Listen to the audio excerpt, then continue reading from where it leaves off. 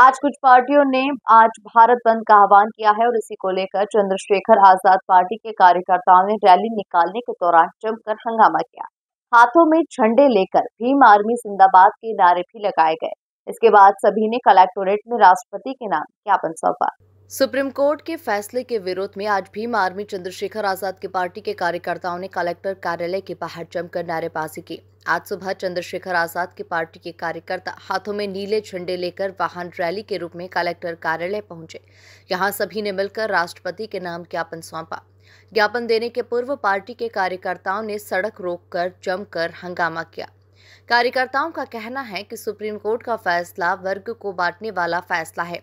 बता दें कि SC/ST के आरक्षण में क्रीमी लेयर पर सुप्रीम कोर्ट के फैसले के खिलाफ आज देश भर के 21 संगठनों ने भारत बंद का आह्वान किया।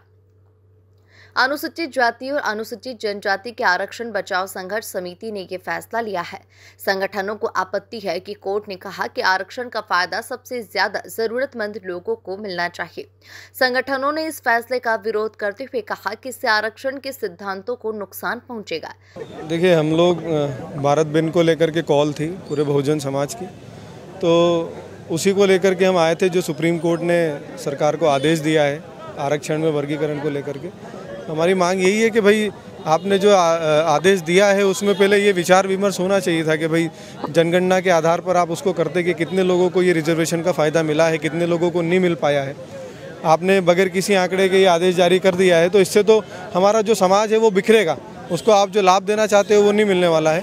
और जिस प्रकार से हम लोगों को लगता है कि षड्यंत्र किया गया है, उसी के खिलाफ हमारा आंदोलन है। हमारी मांग इसमें यही है कि पहले जातिगत जनगणना हो, उसके आधार पर यह तय किया जाए कि भाई कौन सी जातियाँ अभी पिछड़ी हुई है, जिनको अधिकार नहीं मिला है, कोटे का रिजर्वेशन का लाभ नहीं मिला है। और हमारे माननीय राष्ट्रीय अध्यक्ष जी ने संसद में भी इसकी बात रखी है, उसके बाद भी अपनी बात रखी है कि भाई पहले जैसे कि 15% रिजर्वेशन उसको पूर्ण रूप से लागू किया जाए, सभी विभागों में जो खाली पद है उनको भरे जाए, बैकलॉग भरे जाए, और उसके बाद अगर कुछ बचता है तो भाई उसके बाद 10% रिजर्वेशन जैसे EWS को 7th क्लास को दिया है वैसे ही आप यहाँ पर भी लागू करा सकते हैं, क्योंकि जो बाउंडेशन थी आरक्षण की वो तो 10% दे करके अब ख़त्म हो चुकी है। तो अब उस 10% को और बढ़ा करके जो लोग बच गए हैं उनको ये अधिकार दे सकते हैं, ताकि उन लोगों को भी जो है वो उसका लाभ मिले। और जो रिजर्वेशन मौलिक रूप से बाबा साहब अम्बेडकर ने हमें संवैधानिक रूप से दिया है वो चलता रहे वैसे ही, यही हमारी मांग है। फिर पार्टियों का क्या है, वो उनके हिसाब से उनका एजेंडा है, लेकिन जिस प्रकार से आरक्षण की व्यवस्था बनाई गई थी उसका आधार ही जातिगत था। भाई जिस प्रकार से डिस्क्रिमिनेशन था, भेदभाव था, जिस प्रकार से अत्याचार होता था, छुआछूत थी, उसी को लेकर के भाई जो पिछड़ा वर्ग है उसको आगे बढ़ाने के लिए, उसके प्रतिनिधित्व के लिए आरक्षण की व्यवस्था की गई थी, ताकि वो भी इस देश में अपना प्रतिनिधित्व स्थापित कर सके, वो भी अपनी भागीदारी निभा सके। तो आरक्षण का जो स्ट्रक्चर था वो जातिगत आधार पर है। अब कोई उसको नहीं मानता है उससे फ़र्क नहीं पड़ता है, क्योंकि आज भी इस देश में जाति व्यवस्था चरम पर है।